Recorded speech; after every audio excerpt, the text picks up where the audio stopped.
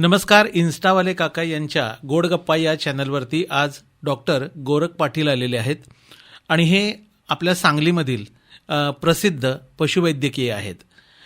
त्यांची युनिव्हर्सल म्हणून एक संस्था आहे आणि याच्या माध्यमातून ते बऱ्याचशा गोष्टींच्या बाबतीत म्हणजे प्राण्यांच्या बाबतीतली जी सर्व्हिस आहे ती सांगलीकरांना देत असतात. त्यानिमित्तानं ते सांगलीतल्या अनेकांशी परिचित आहेत. नमस्कार डॉक्टर. नमस्कार सर. आज तुम्हाला मुद्दामून बोलवण्याचं कारण म्हणजे आपल्या सांगलीकरांना सध्या जो मोठा प्रश्न पडलेला आहे त्या प्रश्नाच्या संदर्भात मुद्दामून मी तुम्हाला बोलवलेलं आहे. सध्या आपण फेसबुक असू दे, व्हॉट्सअप असू दे किंवा एकूण सोशल मीडिया असू दे, याच्यावरती सांगलीमध्ये नुकतीच एक घटना, छोट्याशा बालकाला कुत्रा चावला किंवा त्यानं बाईट केलं, त्याच्यावरती हल्ला केला आणि त्याच्यामध्ये वेगवेगळ्या प्रकारचे प्रतिक्रिया लोकांच्यामधनं उमटल्या गेल्या.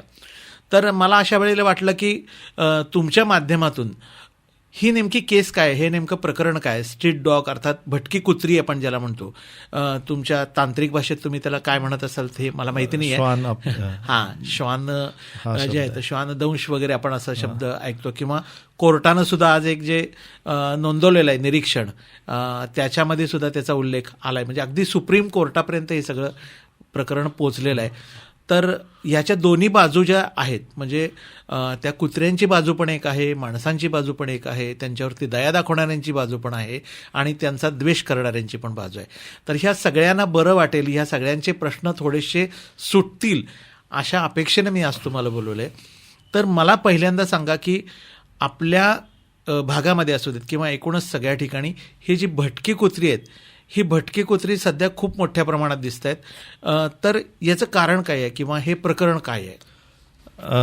पहिल्यांदा मी हे सांगू इच्छितो की पॉप्युलेशन कंट्रोल जो असतो म्हणजे कुठल्याही प्राण्याचा जेव्हा पॉप्युलेशन ग्रोथ होत असतो तर त्याच्यासाठी गव्हर्नमेंटनी असू दे किंवा ॲनिमल वेलफेअर बोर्ड ऑफ इंडियानी असू दे, तर हे सर्व प्रॉब्लेम्स प्रत्येक जिल्ह्यामध्ये, प्रत्येक तालुक्यात, प्रत्येक गावात सगळीकडे येत आहेत. तर श्वानांचा पॉप्युलेशन ग्रोथ म्हणजे श्वानांची संख्या वाढत चाललेली आहे.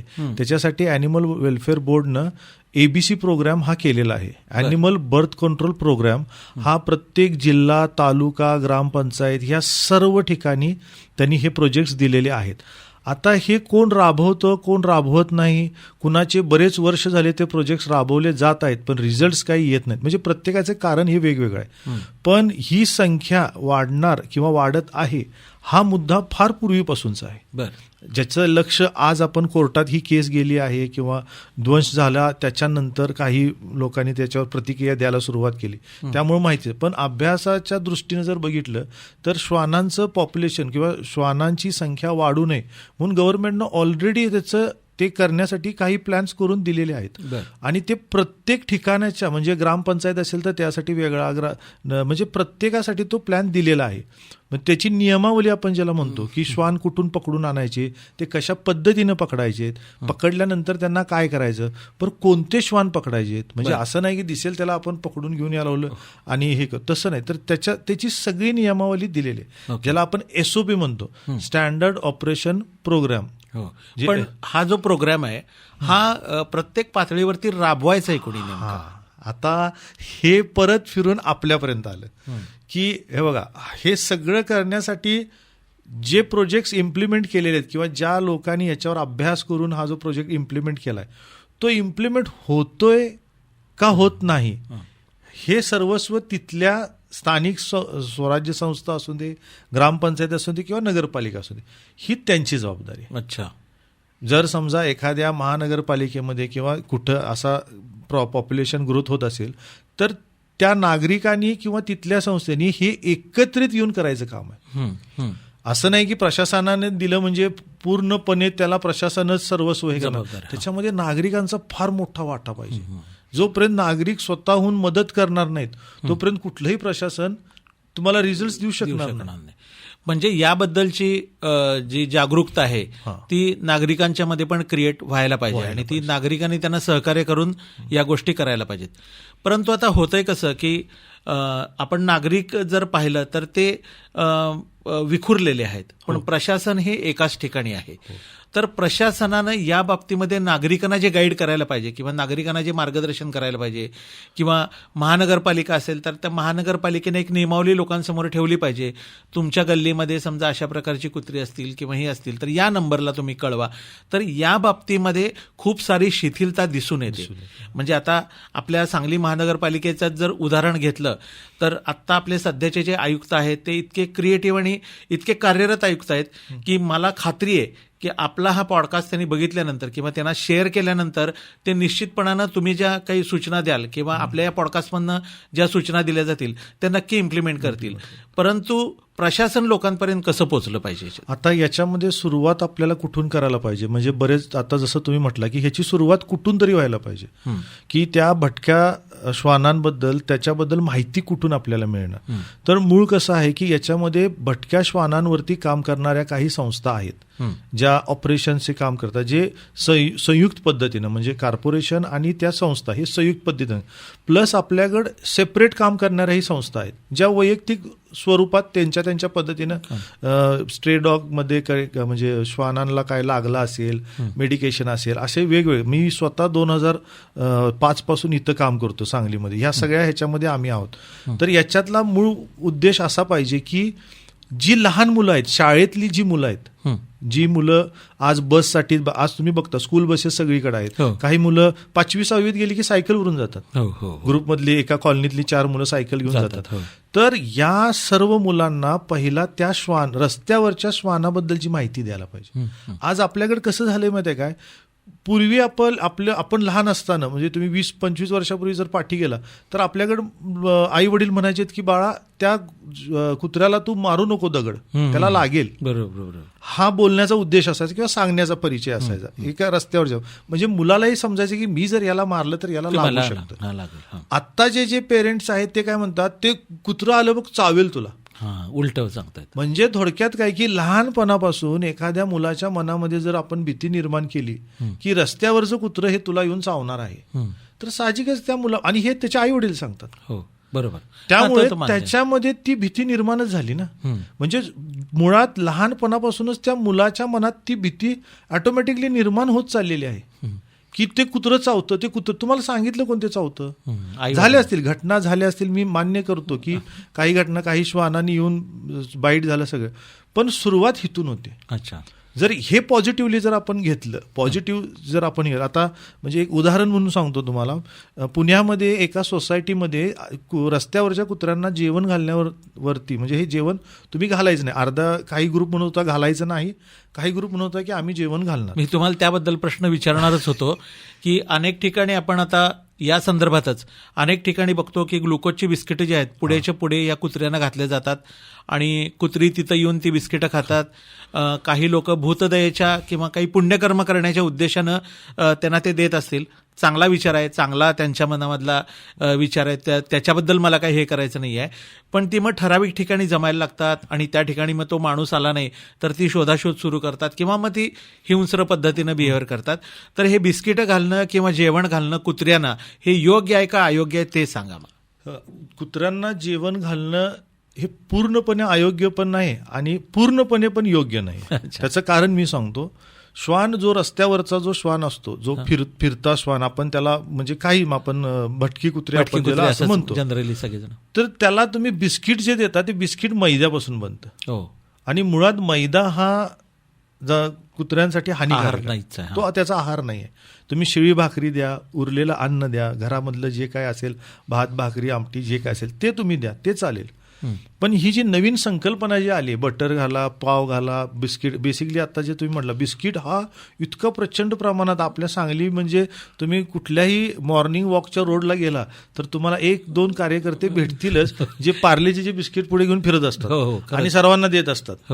तर मुळात यांना हे अभ्यास केला पाहिजे की खरोखर याची गरज आहे का. मुळात रस्त्यावरच्या कुत्र्याला अन्न देणं किंवा भटक्या श्वानाला अन्न देण्यासाठी काही रूल्स आहेत. कोणत्या श्वानाला अन्न द्यायचं, आणि कोणत्या श्वानाला अन्न द्यायचं नाही, ह्याचे रूल्स दिलेले आहेत. ह्याचा अभ्यास आपल्याकडे केला गेला जाईल. म्हणजे ज्या मादीला पिल्ली झालेली आहेत, एखादा आजारी श्वान आहे, एखादी लहान पिल्ली त्यांची आई नाही आहे, तर असे जे श्वान आहेत जे स्वतःचं अन्न शोधू शकत नाहीत, त्या श्वानांना तुम्ही अन्न द्या.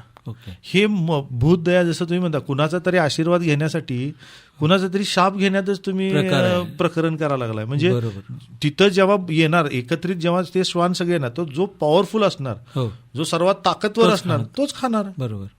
आणि मग त्यांच्यात भांडणं चालू होणार. हो, बरं. आता तुम्ही म्हणालात की अन्न शोधू शकत नाहीत, मग याचा अर्थ असा की ती त्यांचं अन्न स्वतः शोधतात का? हो, प्रत्येक श्वानाला. म्हणून ॲनिमल वेलफेअर बोर्डच्या कायद्यानुसार त्यांनी सांगितलेलं आहे की जर तुम्ही रस्त्यावरचं कोणतंही श्वान पकडलं, कॉर्पोरेशन असू दे, कुणीही पकडलं, आणि त्याचं तुम्ही जे काय अँटीरेबीज वॅक्सिन केला, त्याची सर्जरी केला, तर तुम्हाला परत ज्या ठिकाणावरून तुम्ही ते आणलाय तिथंच ते सोडावं लागतं.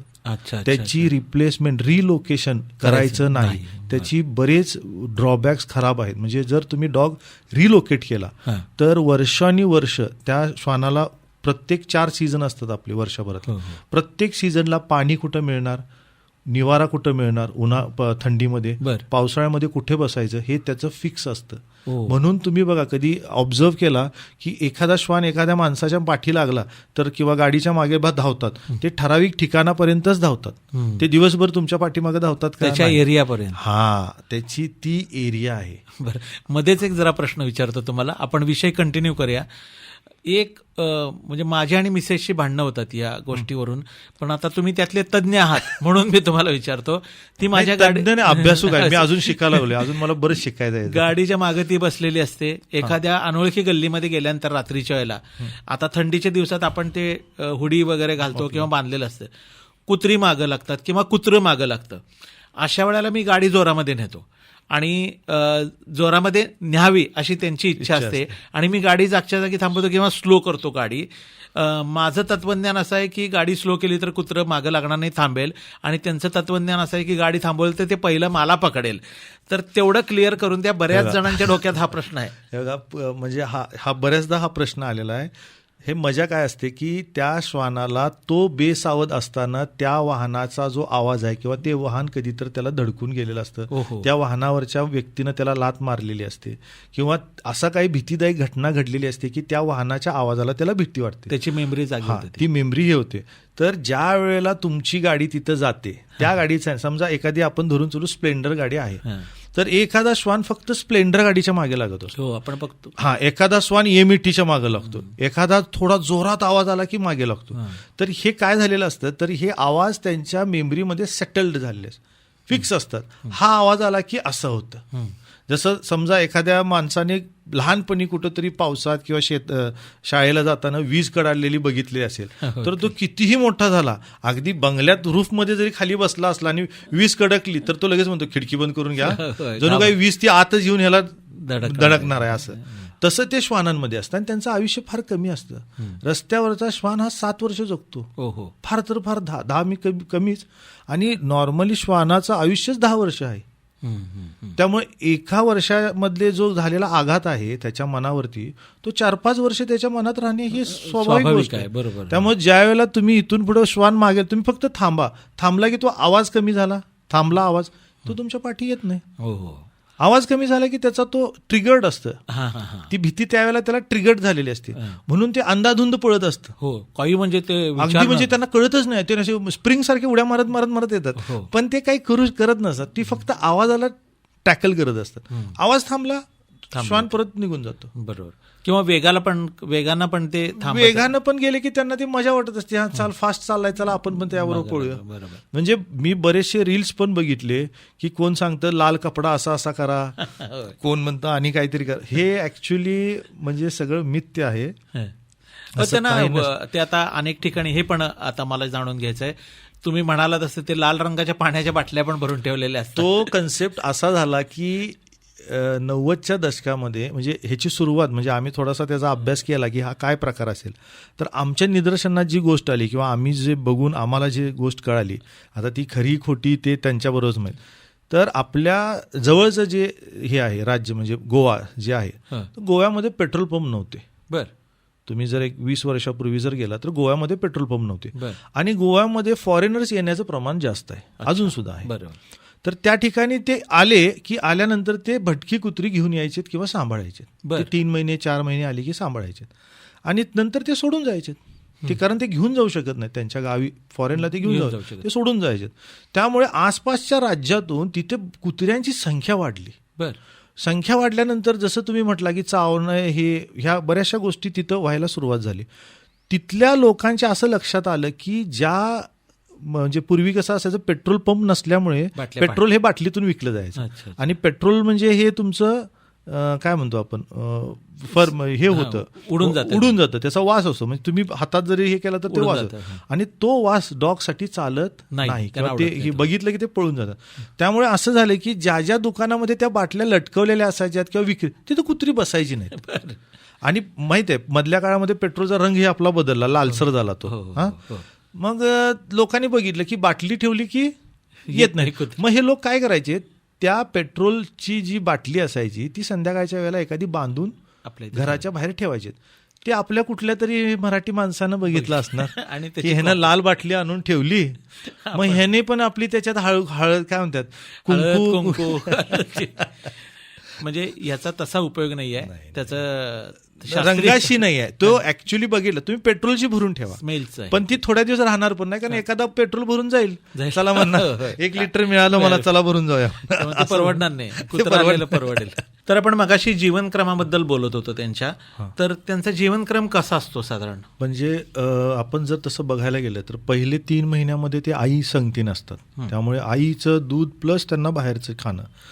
ज्या वेळेला ते 6 महिन्यापर्यंत होतात, तर ज्या 3 महिन्यापर्यंतचं जे श्वान असतं ते 3-4 वेळेला, बेसिकली 4 वेळेला तरी ते खात असतं पिल्लं जे आहेत.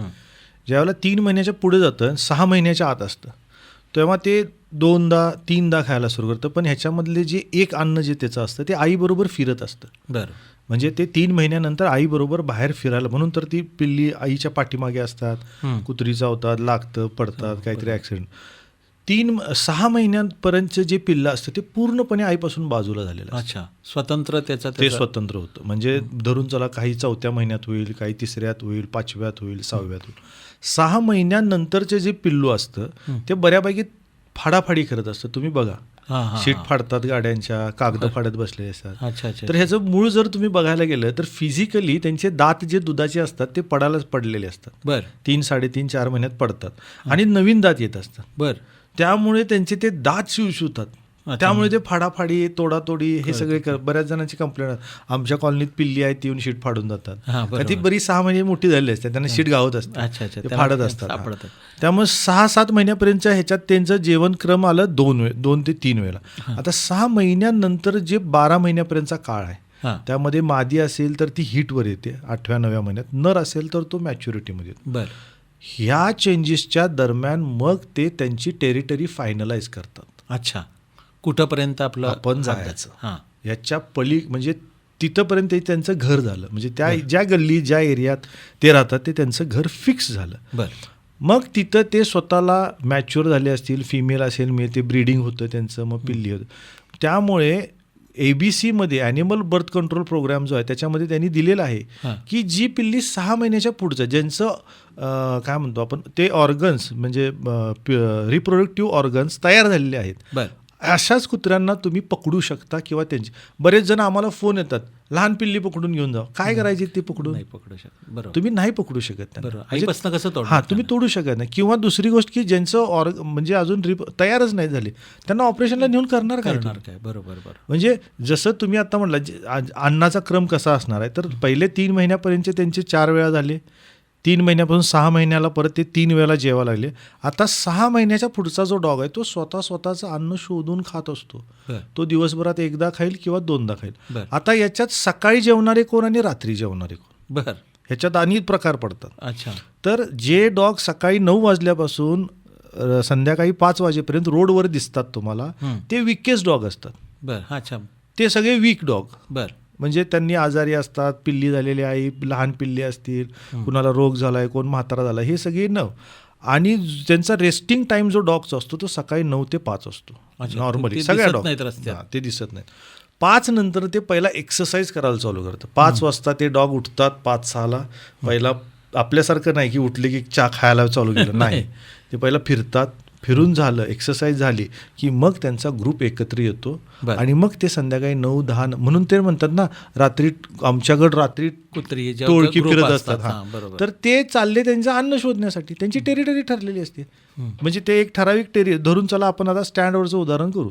स्टँडवर येणारे जे डॉग असतात ते कत्तलखान्यापासून जी सुरुवात होते, ते कत्तलखान्यापासून त्या रोडला येऊन मेन रोडवरनं ते आपल्या स्टँडपर्यंत येतात आणि परत स्टँडपासून ते परत 100 मधल्या रस्त्यानं 100 फुटीला जाऊन ते परत सकाळी 6 वाजेपर्यंत आपापल्या ठिकाणी गेले.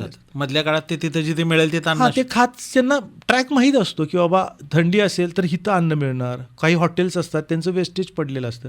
हे त्यांनी वर्षानुवर्षे तिथं राहून राहून त्यांना माहीत झालेलं असतं. म्हणून गव्हर्नमेंटनं किंवा काही तज्ज्ञ लोकांनी गव्हर्नमेंटला किंवा जे ABC करणाऱ्या किंवा महापालिका ह्या डॉग स्क्वॉडवाल्यांना हे कंपल्शन केले की ज्या ठिकाणावरून तुम्ही कुत्रं पकडता तुम्ही ते कुत्रे त्याच ठिकाणी सोडा. आता धरून चला की एक 50 कुत्री बाहेरनं आणलीत आणि सांगलीत येऊन सोडलीत, कसं कळणार? हो, ती राहणार कशी? बाकीची कुत्री येऊन देत नाहीत. त्यांना येऊ देणार नाही. बघितलं की एखादं कुत्र जर आपल्या गल्लीमध्ये आलं तर बाकीची कुत्री त्याला हाकलून देतात, पळवून लावतात. मग विचार करा त्यांची काय परिस्थिती होईल की हे डॉग्स आलेत कुठून, हे कोण सोडा लागले. संख्या वाढा लागली म्हणजे ही फक्त संख्या कशामुळे वाढा लागली? जर गव्हर्नमेंट काम करत असेल तर हे सगळे लॉ, म्हणजे थोडक्यात काय की ही जी आपल्याला स्पेसिफिक हे दिलेलं आहे की कशा कंडिशनमध्ये आपण काम करायचं, हे खरोखर राबवलं जातं का? याच्याकडे कुणाचं नियंत्रण नाही आहे. आपण फक्त हेच प्रश्न विचार. आता तुम्ही जसं म्हटलं की श्वानांवरती कंट्रोल करणे, श्वानांवर कंट्रोल करायचा नाही आहे आपल्याला. त्यांची जी जीवनशैली आहे त्याला आपण डिस्टर्ब करायचं नाही आहे. बरोबर. आता मग ज्या काही अशा घटना घडतात की कुत्र्याने हल्ला केला किंवा दंश केला किंवा रस्त्यातनं जाणाऱ्या एखाद्या माणसाला कुत्रं चावलं किंवा आता त्या छोट्या मुलीवरती हल्ला केला, तर हा प्राणी आक्रमक आहे का त्याच्यावरती काहीतरी अटॅक झाल्यानंतर तो आक्रमक? आता हे कसं आहे, हा अभ्यासाचा भाग आहे. ज्या ठिकाणी ज्या वेळेला ज्यांना श्वानाने बाईट केलं, भलं ते लहान मूल असू दे, वृद्ध असू दे, मोठे असू दे, कोणी असू दे, ह्याच्यामध्ये आपल्याला पहिला त्या ठिकाणाचा तिथला अभ्यास केला पाहिजे, ज्याच्यासाठी प्रशासन, आपले श्वानप्रेमी असू देत आणि तिथले असणारे नागरिक, ह्या सर्वांच्या एकत्रित काम करण्यातून हा प्रॉब्लेम सॉल्व्ह होऊ शकतो. फक्त एखाद्या व्यक्तीच्या घरात हा इन्सिडेंट घडला, ठीक आहे, तो कुणाच्याही घरात घडला तो दुःखद आहे आणि राग येण्यासारखं हे आहे, पण हे दुसऱ्याच्या घरात घडू नये याच्यासाठी आपण सगळ्यांनी काम केलं पाहिजे. आणि हे जोपर्यंत आपण एकत्रित फक्त एकामेकाकडे बोट करून हा चुकला हा चुकला हा चुकला हे करून चालणार नाही.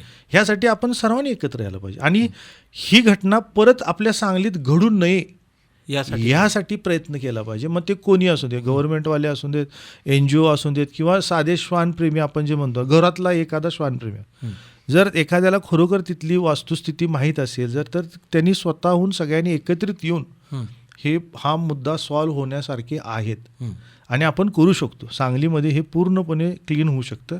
फक्त एकत्रित येण्याचाच फक्त प्रश्न आहे. एकदा आपण सगळे एकत्र आलो की हे सगळे प्रश्न सॉल्व्ह होतील. बरोबर. जसं मगाशी तुम्ही म्हटलं, त्यांचं जी लाईफस्टाईल म्हणजे काय म्हणतो जीवनशैली डिस्टर्ब नाही झाली ना, की तेही तुमच्यात त्रास देत नाही, त्यांनाही काही त्रास होत नाही त्याच्यामध्ये.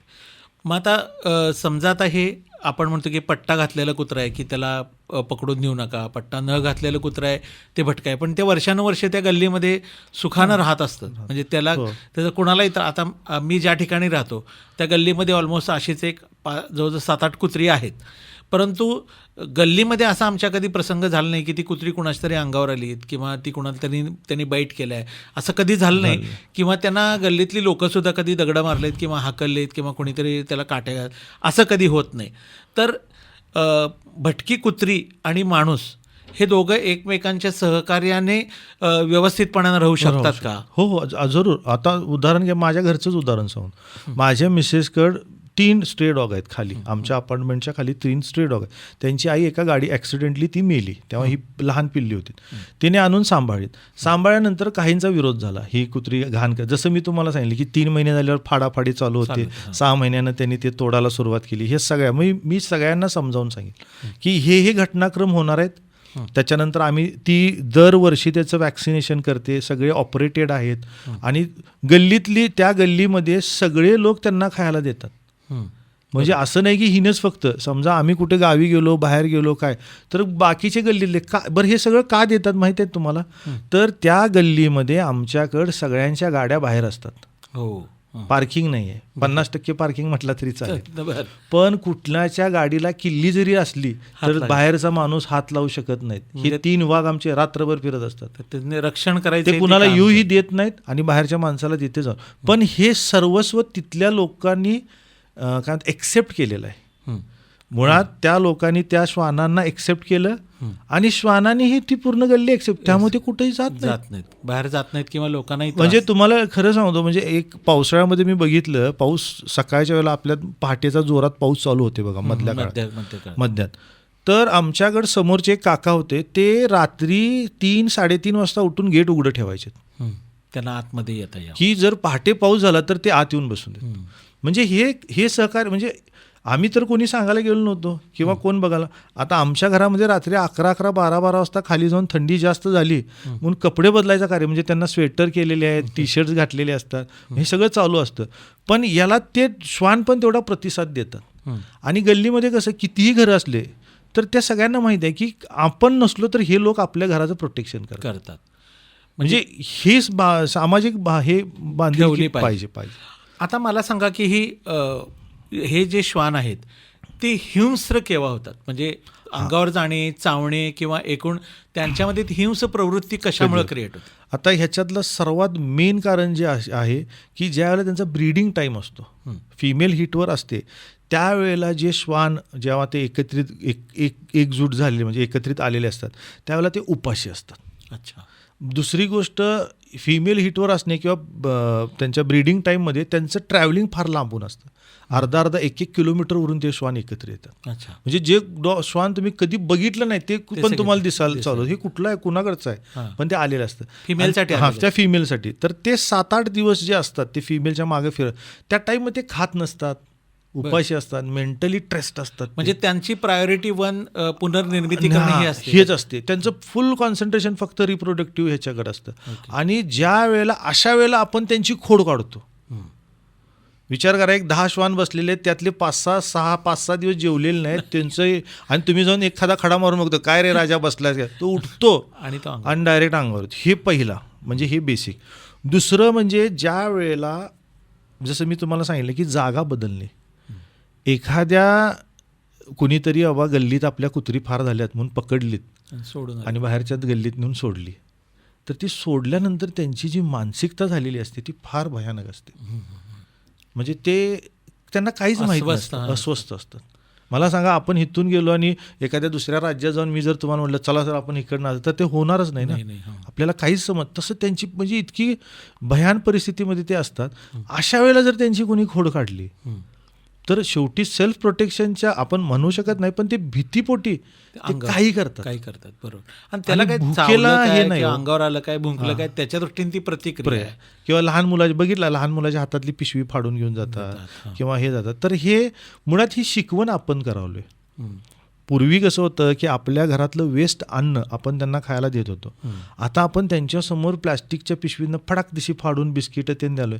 त्यामुळे त्यांना माहीत झालं की या प्लॅस्टिकच्या पिशवीत आहे काय तर असते खाण्यायोग्य, म्हणून ते बी प्लॅस्टिकच्या पिशव्या फाडायला लागले. नाहीतर पहिला कशाला ते हात लावले, त्यांना माहित होतं की भाकरी भात चपाती कोपऱ्यावर ठेवलेलं असतं, तिथं जाऊन खायचं. त्यामुळे ते कधी फाडाफाडी. आत्ताचा कन्सेप्टच चुकीचा म्हणजे वेगळा हे वाला आहे.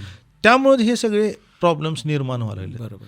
म्हणजे हिंसक म्हणजे बघितला, हिंसक म्हणजे एकतर अन्नासाठी जागा बदलली म्हणून प्रोडक्शनचं हे असेल त्यावेळेला, आणि मग थर्डली मग त्यांना कुठला रोग झाला असेल किंवा ते आजारी असतील. आता रेबीज सारखा रोग होतो, त्याच्यामध्ये ते चावत फिरतात, म्हणजे असे काही रोग झाले. तर काही अशी ठराविक कारण आहे की ज्यावेळेला तो हिंसक होतो, तेवढीच. बाकी त्याचा हिंसक होण्यामागचा काही प्रश्नच नाही ना. उलट आपण तर त्याला भरपूर खायला देतो. आता तर तुम्ही म्हटला तसं बिस्किट तर आहेतच त्याच्याकडे अवेलेबल आहेत. बरोबर. परंतु ही बिस्किटात आपण त्यांचं फूड नाही आहे, नाहीच आहे. बिस्किट त्यांचं फूड नाही आहे किंवा त्यांचं हे फूड नाही आहे, तर अशा याच्यातनं त्यांना कोणते रोग आजार होतात का ते? आता जर तुम्ही वेस्टेजचं जर बघितलं तर चिकन वेस्ट जे येतं आपल्याकडं, म्हणजे बेसिकली ते 65चे गाडे आणि हे असतं, त्याच्यामध्ये बऱ्या प्रमाणात कलर वापरला जातो. अच्छा. तर हा कलर असून दे किंवा बिस्किट असून देत किंवा बेकरीचे प्रोडक्ट्स असून देत किंवा ईस्ट असणारे कुठलेही प्रोडक्ट्स असून दे, आंबलेले पदार्थ जसं हॉटेलच्या बाहेर काही ओलं किच्चं टाकलेलं असतं ते खातात. तर हे अन्न जेव्हा त्यांच्या पोटामध्ये जातं तर त्यांना आपण ज्याला डायरिया म्हणतो, म्हणजे बॅक्टेरियल डायरिया, अन्न न पचल्यामुळे मोठ्या आणि छोट्या आतड्यामध्ये जे बॅक्टेरियल निर्माण होतं त्यामुळे जो डायरिया चालू होतो ना, त्या फार भयानक असतो आणि त्याच्यात ते सहन होत नाही त्यांना ते सहन होत नाही. आणि दुसरी म्हणजे काय आहे की हा डायरिया म्हणजे त्याचा दुसऱ्या चांगल्या कुत्र्याला सुद्धा होतो. Okay okay okay. बरं. आणि ते 1-2 डायरिया म्हणजे 1-2 एपिसोड्स त्यांचे झाले की त्याच्यात ते सर्वाईव्ह होत नाही. त्यामुळे तो एक अन्नामागचा, म्हणजे आम्ही जे सांगतो की तुम्ही दूध देऊ नका किंवा हे देऊ नका, ह्याचं थोडक्यात काय असतं की फ्युचरमध्ये आपण त्यांना वीक करायला लावले. हे बिस्किट देऊन त्यांना कायमस्वरूपी त्यांचे अन्न गोळा करायची सवय मोडायला लागलो आपण त्याच्यामध्ये, सगळ्यात महत्वाचं म्हणजे. आणि पोटाची क्षमता कमी करायला लागली. हो बरोबर आहे. 4 बिस्किटी खाल्ली की पोट भरलं समजा, तर ते पुढं खाणारच नाहीत किंवा अन्न गोळा करणार. मी म्हणून जे बिस्किट देतात ना, मी त्यांना पहिल्यांदा हाच प्रश्न विचारतो की सर तुम्ही बिस्किटाचा इतिहास बघा, बिस्किट का तयार केले गेलेले. म्हणजे सैन्यामध्ये जे सैन्य फार दूर युद्धामध्ये असायचं त्यांच्यापर्यंत अन्न पोचत नव्हतं, त्यासाठी ते बिस्किट तयार केलेले की ते 4 खाल्ले तर त्यांचं पोट गच्च होऊन व्हावं. Okay okay. आज आपण तो नाश्ता म्हणून खायला लागलो. बरोबर, असं आहे ते. बरीचशी म्हणजे वेगवेगळ्या प्रकारची माहिती तुमच्याकडनं कळली, आपली मागं चर्चा पण झाली होती. तर मला वाटतं आपल्या सांगलीकरांच्या मनामध्ये असणाऱ्या बऱ्याचशा प्रश्नांची उत्तरं ह्याच्यामधनं मिळाली असतील आणि त्या माध्यमातनं आपण सगळेच जण आपलं बिहेवियर चेंज करून या कुत्र्यांच्याकडे बघण्याचा दृष्टिकोन जो आहे, भटक्या कुत्र्यांच्याकडे बघण्याचा दृष्टिकोन जो आहे तो निश्चित यातून बदलेल. तो एक मुका प्राणी आहे, दुसऱ्यांवरती अवलंबून असलेला, ज्याला बोलता येत नाही, ज्याला स्वतः काही करता येत नाही, तर त्याच्याकडे बघण्याचा दृष्टिकोन बदलेल.